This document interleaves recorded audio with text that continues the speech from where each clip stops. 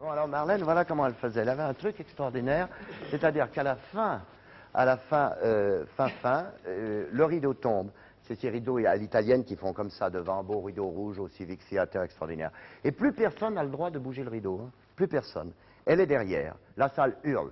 Alors pendant ce temps, l'orchestre, 18 musiciens, ta la la la la la la la la. Alors les gens clapent, clapent, clapent. Marlène, Marlène. Elle bouge pas. Elle est derrière dans son grand truc et elle attend. Et puis elle fait tic tic contre le rideau, comme si elle cherchait l'entrée et qu'elle la trouve pas. Puis elle se déplace un peu. Alors, dès que les gens voient quelque chose qui bouge derrière le rideau, alors, tac, encore une fois, encore une fois, encore une fois. Et brusquement, elle prend le pan du rideau là, de gauche, elle se le met contre le dos. Alors, le public est là, et elle relève peu à peu le rideau, et elle présente la moitié de l'orchestre en le faisant saluer. Pendant ce temps, l'orchestre toujours... Et brusquement, comme si le rideau était trop lourd, hein, elle se laisse aller en avant, comme entraînée. Alors, ça fait... Ah là là là là là là là, schlac, elle est de nouveau derrière la scène, et le rideau devant l'immense rideau qui fait bloum, bloum, bloum. Hop, elle fait la même chose de l'autre côté. Elle fait ça jusqu'à ce qu'ils n'en peuvent plus. 20 minutes, ça dure. C'est extraordinaire. Et le final, son grand final pour le dernier jour, elle a fait donner des orchidées à des gens dans la salle en disant à la fin simplement venez me les lancer. Hein? Le démarrage, c'est ce qu'ils ont fait. Et immédiatement, quand vous avez une vingtaine de personnes qui se lèvent pour jeter des fleurs et venir, alors tout le monde se lève, et les gens s'écrasaient devant la scène. Et Marlène, vous la voyez, toute fine comme ça dans sa robe. Alors Marlène descend, elle s'agenouille hein, carrément, elle donne ses mains. Les gens embrassent ses mains. Sainte Thérèse d'Avila, hein, embrasse ses mains et elle fait le chemin comme ça, comme un chemin de croix. À gauche, elle revient, elle refait le même truc. Et à la fin, hein, elle fait juste ça, elle se relève. Et il y avait l'air conditionneur, il fait très chaud là-bas. Et de l'air conditionneur descend 30 kilos de pétales de rose. Digui, digui, digui, digui. Elle a tout préparé ça, gentiment dans son petit coin. Évidemment, le lendemain matin, la première part des journaux, c'est pour Marlène. Merveilleux, fabuleux, extraordinaire. Je pense qu'on applaudit beaucoup Marlène, là aussi.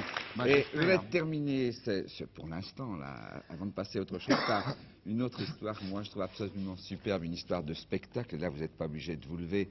C'est le rêve de la stripteaseuse, là, de la grand-mère. Oh, c'est tellement beau, c'est pas très long, c'est très court, c'est une chose assez étonnante. C'était dans un cabaret. Je travaillais, j'ai fait beaucoup pour vivre, j'ai fait du cirque, j'ai fait des romans photos, j'ai fait du cabaret de rive gauche comme du cabaret de striptease. Et il y avait un striptease qui s'appelait Rêve de grand-mère. Et c'était assez impressionnant. Cette femme arrivait, cette jeune femme, car elle était jeune, elle était avec une robe grise et un tablier, elle avait un masque sur le visage et un chignon. Elle faisait son striptease, elle avait un corps sublime. Et elle saluait. À la fin, les gens applaudissaient, et comme un acteur soulève son chapeau pour dire au revoir, elle ôtait son masque.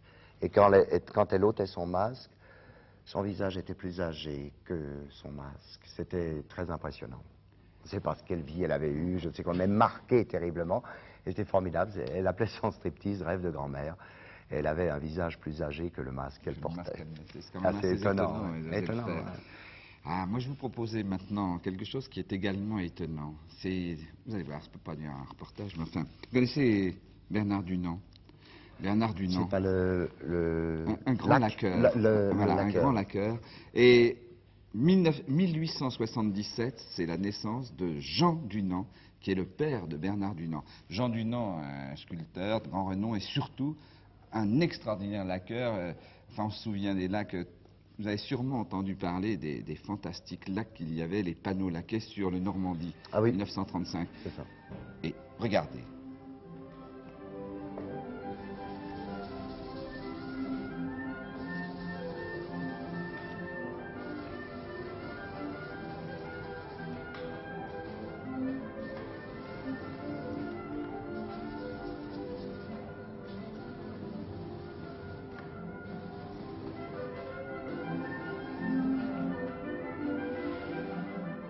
La laque a des vertus qui lui sont propres. C'est la somptuosité, la rectitude de ses surfaces planes et polies, la préciosité et à mon avis, la plus importante, la plus caractéristique des lacs, c'est le caractère de profondeur, de transparence, de lointain. Il est possible d'avoir dans les lacs une espèce d'atmosphère, et c'est ce que j'essaye toujours de mettre en valeur dans les œuvres que je fais, c'est-à-dire de bien les caractériser en tant que lacs. Cela me permet en même temps d'évoquer la lumière. Et presque dans tous les lacs que vous voyez là, il y a ces effets de transparence et de profondeur, ces effets de lumière intérieure. Qu'est-ce que vous avez dans la main? Vous avez deux objets. Eh bien, j'ai pris deux objets dans la main. D'abord, peut-être pour avoir une contenance, parce qu'on se dit qu'est-ce que je vais faire de mes mains, mais aussi pour toucher, pour avoir au contact une œuvre de mon père et un outil. Une œuvre de mon père, c'est un boîtier de montre, voyez-vous, en acier, qui est incrusté d'or et d'argent. Ce procédé consiste à graver un sillon avec un outil à graver en acier, un sillon très fin, et puis ce sillon, il faut le former en queue d'aronde, c'est-à-dire qu'en coupe, il est cette forme-là, la queue d'hirondelle, de manière à ce que lorsque l'on introduit dedans le fil d'or vierge et qu'on l'aplatit, il vienne s'écraser et se prendre dans la queue d'aronde, sous les parois d'acier. Et alors par la suite, on le ponce à la toile émerie, n'est-ce pas, et on le polit de manière à ce que l'or soit au même niveau que l'acier. Et c'est cette incrustation-là qui attirait la curiosité de M. Sugawara, cet ami japonais de mon père, et c'est là qu'ils ont fait l'échange.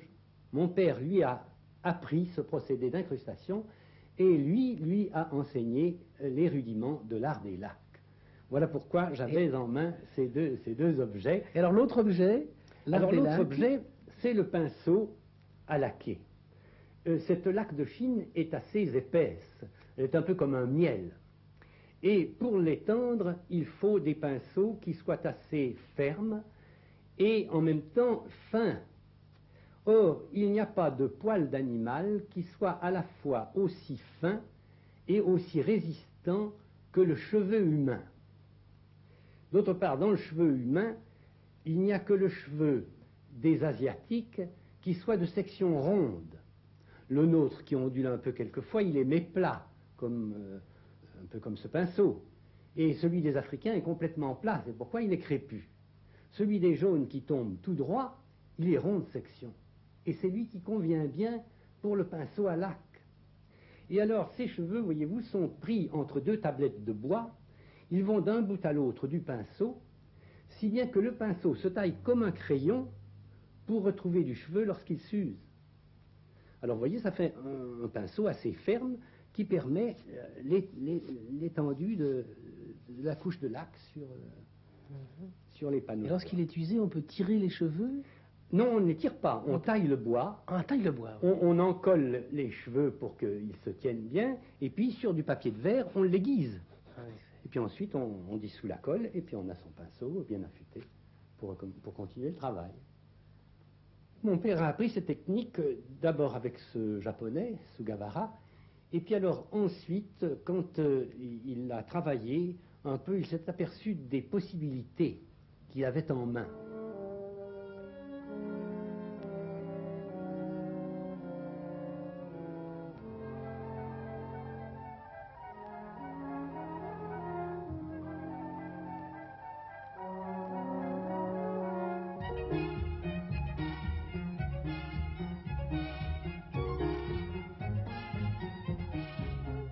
C'est un panneau que mon père a fait entre les deux guerres, d'après Joséphine Baker. Et c'était l'époque où mon père travaillait beaucoup pour la couture et la mode. Et nous avions du reste tous été très influencés par la revue Nègre.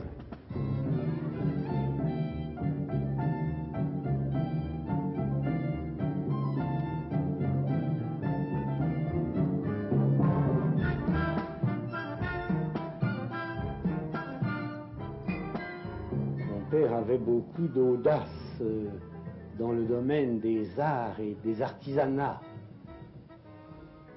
C'était, je crois, un grand artiste, mais c'était en même temps un maître ouvrier. Et ce n'était pas un doctrinaire sur les arts, mais il travaillait, c'était le faire qui l'intéressait. Et après avoir eu une formation de sculpteur et avoir travaillé la sculpture, il a appris aussi à l'École des Arts Industriels de Genève la ciselure et